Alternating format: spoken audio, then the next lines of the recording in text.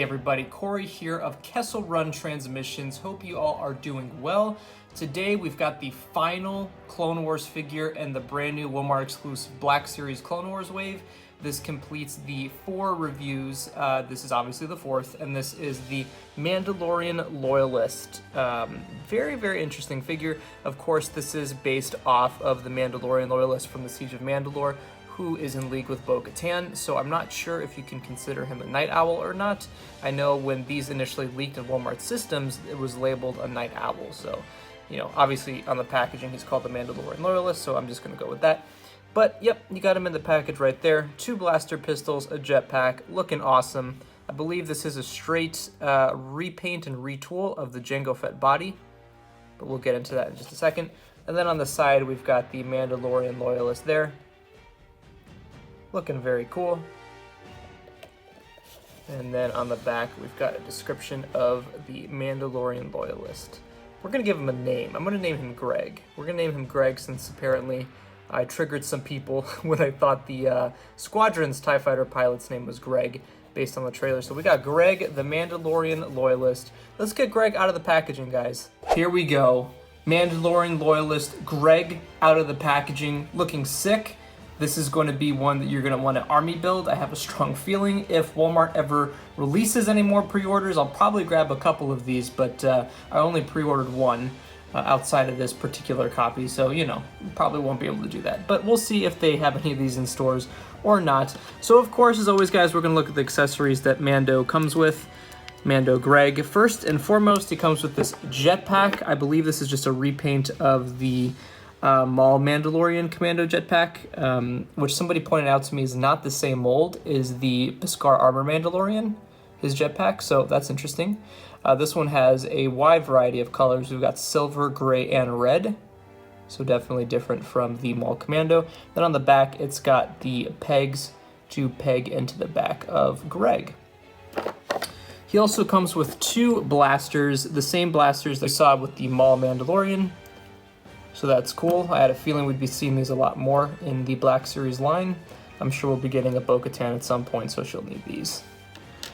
And that brings us to Greg himself. Probably triggering people by saying that, but that is okay.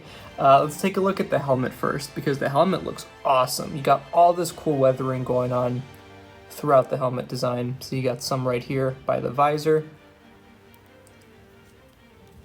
And then also on the top of the helmet, which is cool. Like, that looks really sick. That is a great addition to the figure right there.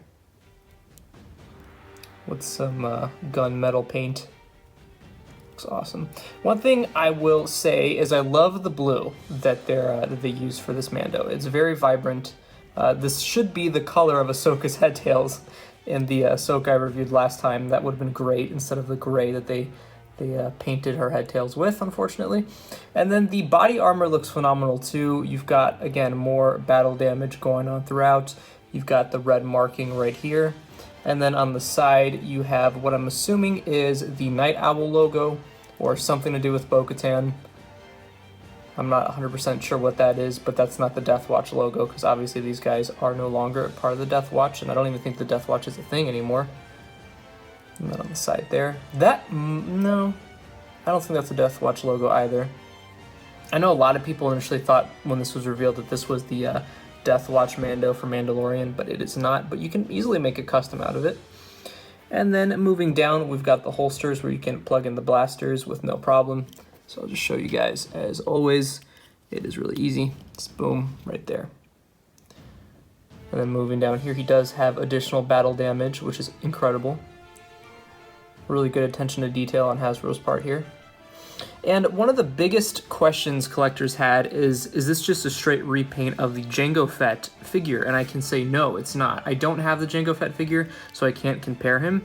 But I know the belt is completely different to also hold the holsters in place here. It's completely different from Jango Fett's holsters. And then also, I believe this portion here is not the same as Jango's. I believe these are moved up a little more. And then everything else, from what I've seen, looks to be the same. So the body, it's a little thick, but it's not too bad. Like, initially in the photos, I thought this guy looked fat, but he does not look fat in person. He just looks bulky, which is what you would assume real armor would look like in the live-action portrayal of Mandalorians as we saw in The Mandalorian, so this is very accurate. And then again, on the back here is where you can plug in the jetpack, like so. It just plugs in like that, clicks into place, just like the Maul Mandalorian. And then in terms of articulation, it's just like the Maul Mandalorian, so you've got this awesome ball joint on the head, where he can look in various ways. Now, I'm not sure what's up with my particular figure, but his entire helmet is very, feels like somebody dipped it in Vaseline. I don't know what's going on with this helmet, but that's just how I got mine. And then, of course, you got the shoulder joints, the ball joints of the shoulders, and then one hinge, unfortunately, on the elbow. Doesn't have double hinges like the 332nd clone. And then he's got the hinge at the wrists. So he's got the waist swivel right there, the ball jointed waist, as well as hips. Double jointed knees as well, which is great. Means you can get him to various poses. And he's got that awesome rocker ankle joint. You can get him to so many cool poses because of that. So, and then also, let's take a look at the gauntlets here. You can see he's got the darts. Little bland on the coloring here compared to the rest of the figure, but that's okay. Small nitpick. And on the other side, you have, oh, sorry, these are where the darts are at. The whistling birds. Does he have the whistling birds? I don't know. But regardless, it looks good. So, all right, guys, I'm going to give you guys my final thoughts on this figure. So my final thoughts on this particular figure is I do think this is one of the best of the wave. Now, this wave obviously has 4 figures in it. The Mandalorian Loyalist, this figure, Ahsoka Tano, the 332nd Clone Trooper, and Maul's Mandalorian Commando. I don't have all of them with me right now, so I can't show them all together, but if I were to choose one in the wave that wins for best figure, it's got to go to the Maul Mando, followed by this guy. I do think that one concerning thing about this wave is quality control is a major issue. If you guys look at my other reviews that I posted over the last 2 weeks, you'll get an idea of what I'm talking about. The 332nd clone's a little bit sloppy. Ahsoka is just, honestly, I think I was a little too nice on the figure reviewing it. But these two are painted very well, and I feel like you can army build the crap out of these and have a really nice collection going, whereas the Ahsoka, I wish was more accurate, and just, yeah, it was kind of a letdown in my opinion. But I am very happy with this Mandalorian. This was actually the one I was least looking forward to, so I'm surprised that the 2 figures I was least looking forward to ended up being the best ones in this wave.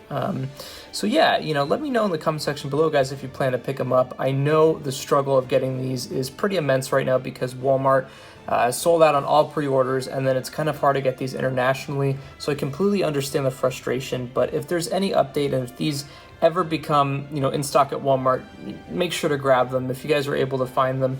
I wouldn't pay scalper prices for these per se at this point in time. I think at some point in the coming months you can definitely find them. Hopefully, we'll have to see how Hasbro rolls them out. But thank you guys so much for watching, and if you didn't know, tomorrow, Thursday, September 25th, I believe it's the 25th, Hasbro Pulse is going to be releasing their ARC Troopers 3-pack at 12 p.m. Eastern, so make sure to grab that if you guys want that set. So, alrighty guys, thank you so much for watching, and click that subscribe button to see more content from us. And yeah, as always, may the Force be with you.